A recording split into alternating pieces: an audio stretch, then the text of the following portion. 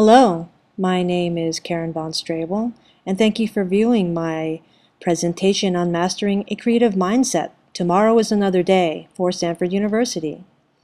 This all began when my job as a medical illustrator came to an end at UCLA, and I had asked myself, what else can I do? As a child, I've always wanted to be an actor, but I told myself, that's a fantasy job, that's not a real job.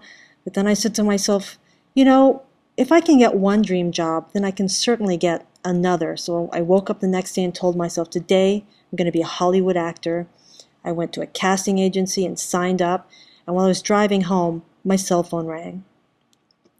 It was a casting agent, and she booked me to be on the set of Cold Case the very next day.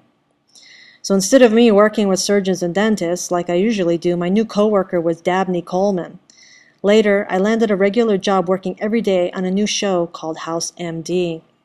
My childhood wish to be a television and film actor came true, but I had to go for it. Now here are some clips from House. Here I am playing a nurse. I was a regular nurse, which was my usual role, and when you're a regular background player, it means that you're there every day playing the same role. But we also play smaller parts like this. I'm playing a patient on that small monitor because we kind of jump around and play all the roles we can to, help the crew do all the filming they need.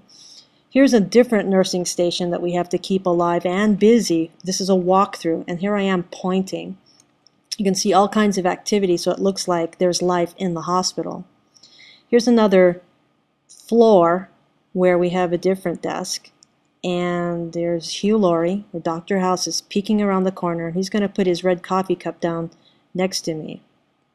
Here we are at another nursing station, and now we are with Robert Sean Leonard, who you will remember from Dead Poets Society. Here I am running with Omar Epps for an emergency scene, and here I'm playing more like a secretary, filling in the background behind Hugh Laurie and Lisa Edelstein. And here I am walking out the door with a surgical mask. Now, I did other shows because if a casting director likes you, he'll put you on other shows if, House is not using you. So I played a blonde here in front of the window who had lost her family in a plane crash, and she's filling out papers for the coroner to recognize her family by the description. Here in Less Than Perfect, I played a store worker, and next to me here is Sherry Shepard, who is my classmate, and we had the same coach who wanted me to do comedy. I didn't want to do comedy. I thought I was too shy to do comedy. And he said, you've got to do comedy. It suits you. Now, this was a hard night for me because a classmate of mine who knew my material used it just before I got on stage, so I went up there cold with nothing. I went on rambling about the Hollywood police. 1 o'clock in the morning, I was leaving Hollywood. And I saw the flashy lights, and I thought, no, they're not after me. I'm not doing anything wrong, right? And then I thought he was talking to me. Oh my gosh, is he talking to me? And I rolled down the window, and I thought, I guess I have to stop now, but I didn't know where to go. So I tried to merge, and he merged with me, so I went back in my lane. Let me see your photo ID. So I reached over into the next seat and I gave him my headshot. After that, he gave me back my driver's license, and I thought, oh no, he's going back to his car, he's going to write me a ticket. I never had a ticket before, and I was sad about that. So he went to his car and I waited, and he drove away. And I thought, I wonder why, he stopped me. And now I'm lost too. I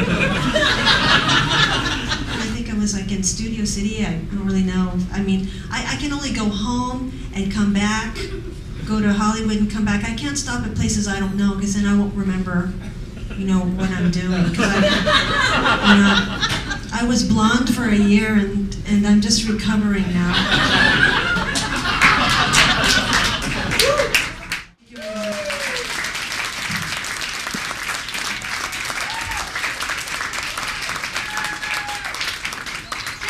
So losing my job opened another door for me to a more creative world, and that was an unexpected outcome for me.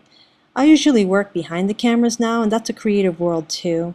And once again, this is Karen von Strabel, and I thank you for viewing my presentation.